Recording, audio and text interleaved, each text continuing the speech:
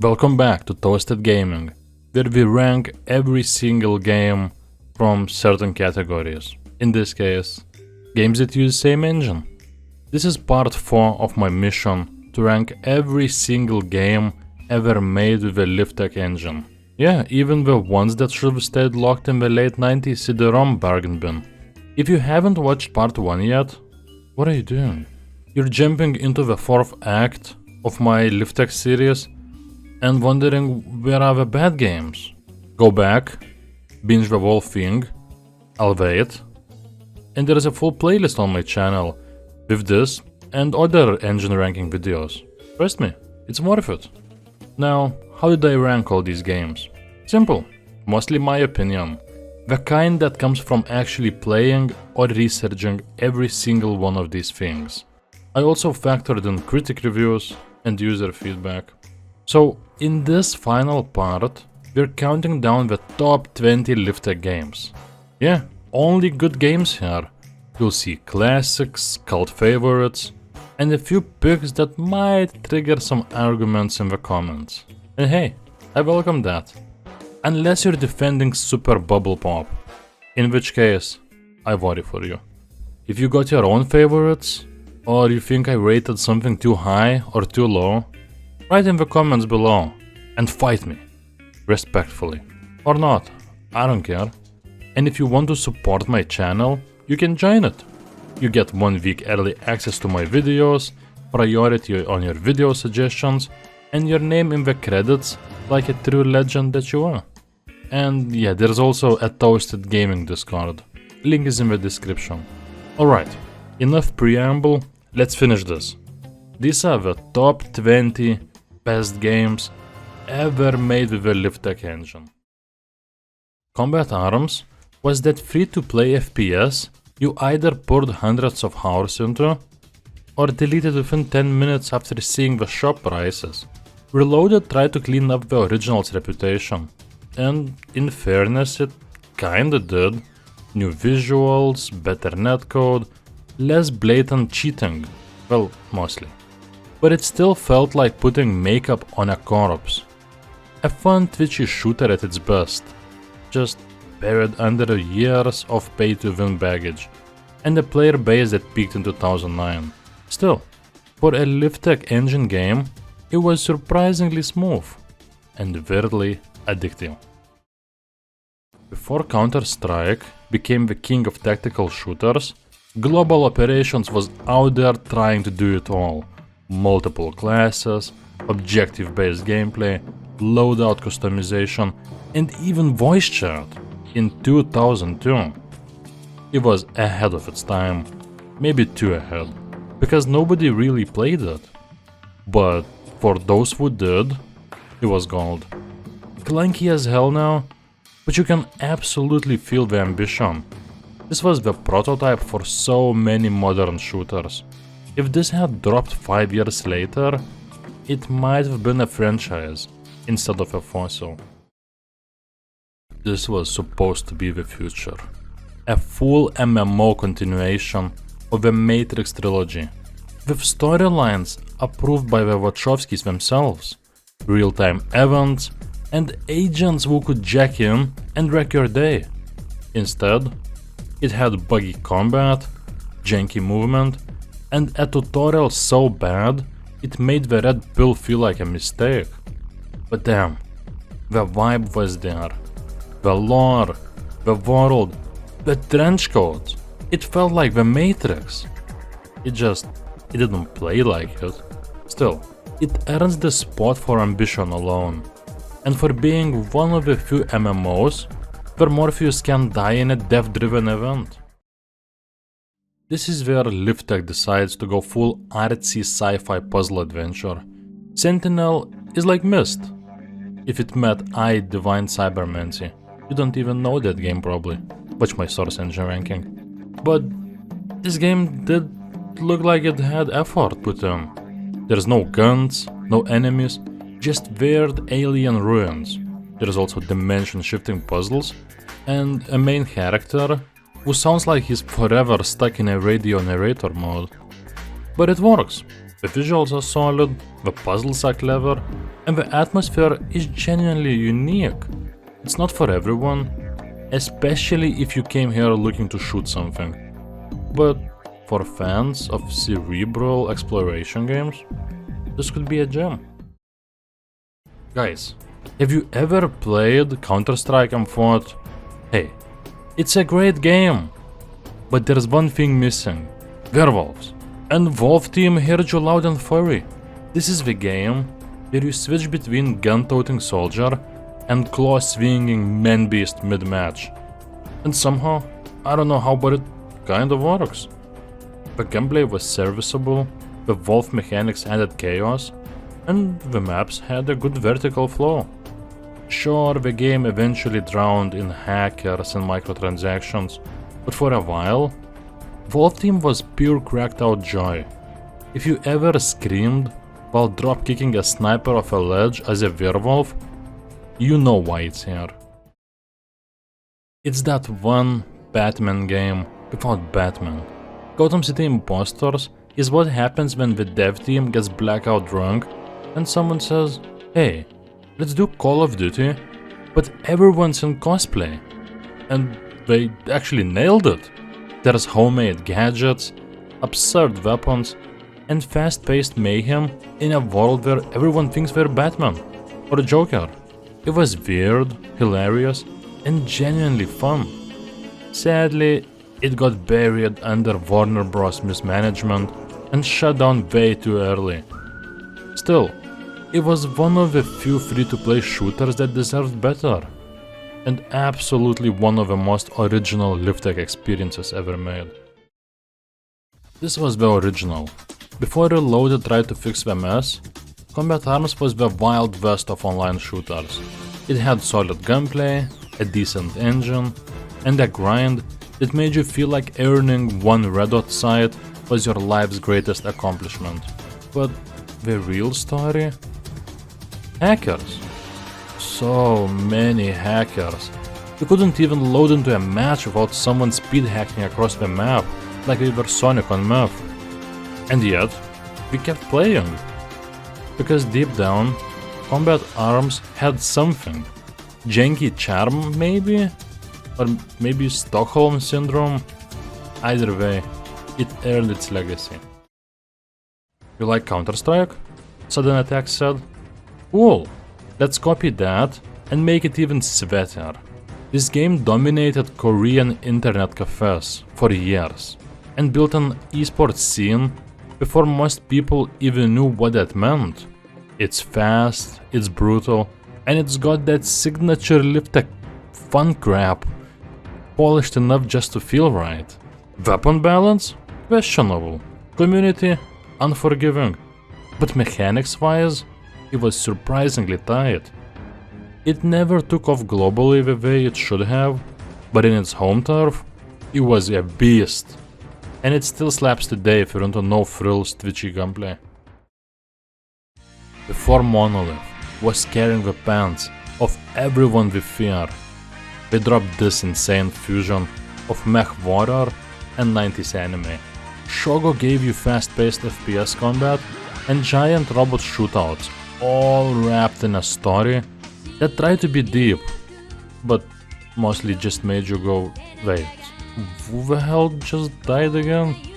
It was buggy, and it was janky, but damn, it was also so fun, with explosive weapons, alternate endings, and style for days. The cult classic walked, so future Monolith games could sprint, scream, and possess people. You gotta respect first ever LithTech engine game. One of the most played FPS games in the world, even if you've never touched it. Crossfire took the Counter-Strike formula, slapped some militarized anime skins on it, and then exploded across Asia like a tactical nuke. It's simple, addictive, and somehow still going strong decades later. Yes, it's also filled with hackers. And yes, the graphics aged like milk. But it absolutely dominated internet cafes. And it built an empire in places where Call of Duty barely registered.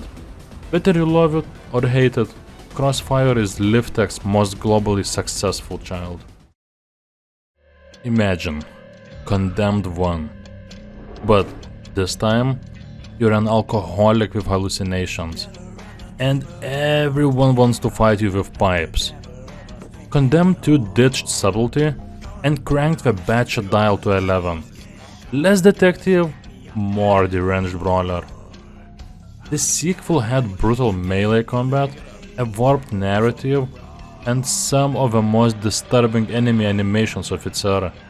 It's not as focused or tight as the original, but it's way more unhinged. If you've ever wanted to uppercut a homeless demon in a bowling alley, this was your game. And that beer chase? I don't think I'll ever forget it. This was Monolith trying to recapture the magic of the original F.E.A.R. And they almost did it. The slow-mo gunfights were still crisp, the atmosphere was thick, and Alma was creepier than ever. Especially when she got, antsy. But it's also more console-friendly, and it's less terrifying version of its predecessor. Still, it delivered plenty of cinematic shootouts, disturbing moments, and one hell of an ending. It's not as innovative as the first game, but it still outpaces most horror FPS hybrids to this day. This game was terrifying in all the right ways. Condemned puts you in the filthy blood-stained shoes of an FBI agent tracking down a serial killer through abandoned buildings, sewers, and crack dens that make Detroit look like Disneyland. What about the combat? It was visceral and brutal. What about the sound design? It was masterclass. What about the mannequins? Well, fuck those mannequins. One of the best horror launches for Xbox 360, and a high point in LithTech's legacy. This game slapped you with a rusty pipe and then made you think it. This game did the impossible. It made all 3 campaigns, Alien, Predator and Marine, actually fun. AVP 2 lets you skitter through vents as a xenomorph, cloak and impale dudes as a Predator, or panic and shotgun everything as a Marine. It nailed the vibes of the films, and the multiplayer was absolute chaos in the best way. It wasn't the prettiest game. I wouldn't say it was that pretty even at launch, but the gameplay, tension and variety made it a fan favorite. And let's be honest, it did the Alien franchise more justice than half of the movies.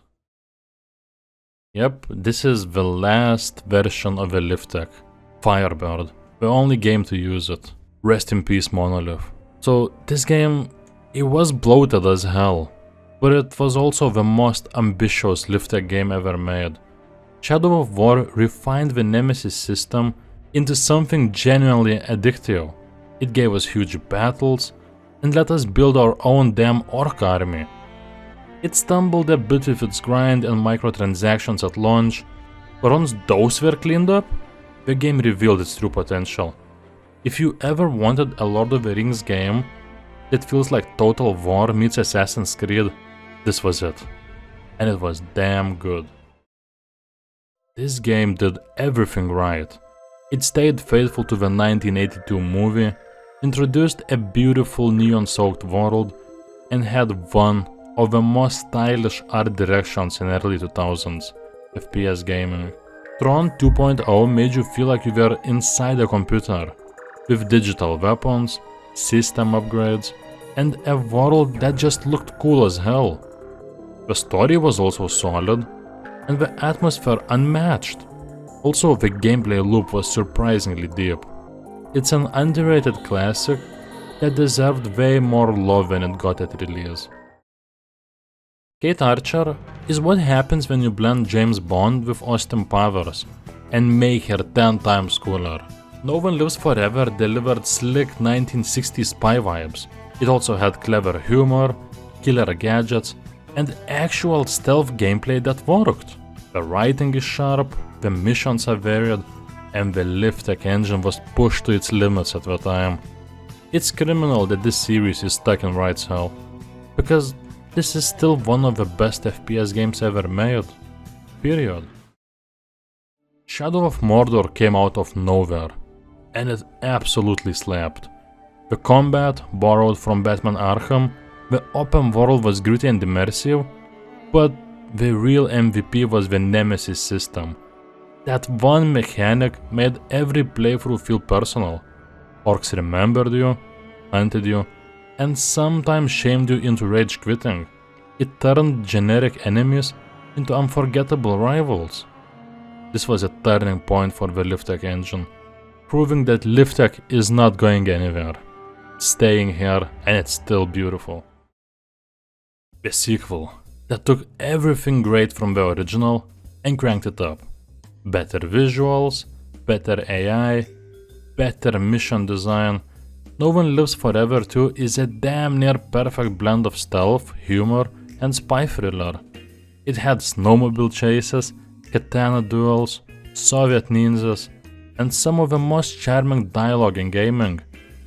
It still holds up today, and like its predecessor, it's a tragedy, because more people haven't played it. H.A.R.M.S deserved a trilogy. Instead, she got copyright purgatory. This is it, the crown jewel of LithTech. F.E.A.R is still one of the tightest, most satisfying FPS games ever made. The combat is ridiculously fun. Every shot, kick and explosion hits like a truck. Enemy AI is smarter than half your teammates in modern games. The slow motion mechanic never got old. And the horror? Alma doesn't need jump scares. She lives in your head rent-free. The atmosphere, action, and technical polish were revolutionary. F.E.A.R didn't just use the LithTech engine, it owned it. It's a masterpiece. And that's it. We've officially reached the top of the LithTech mountain. From shovelware swamp fires to absolute legends. We ranked every single LithTech game that ever existed. And somehow, I'm still alive to tell the tale. If you've made it this far, you deserve a medal. Or at least a strong drink and a long nap. But don't get too comfortable. More videos are coming soon. I'm working on so many videos at the same time, but obviously priorities on the engine rankings. And it looks like it might be a real engine too, but we'll see. So if you enjoyed this video, do me a solid. Smash that like button. Tell me which positions you'd change in the comments. I know you've got opinions. Drop your suggestions for future videos. I do read them. And subscribe, so you don't miss whatever chaos I cook up next. And if you want to help fuel these videos and get something back, consider joining the channel. You'll get early access to new videos, priority on your video suggestions, and your name immortalized in the credits with the legends who keep this channel going. And now, it's time for me to thank you guys for watching. I'll see you in the next one, whatever that next is. Toasted is out. Goodbye.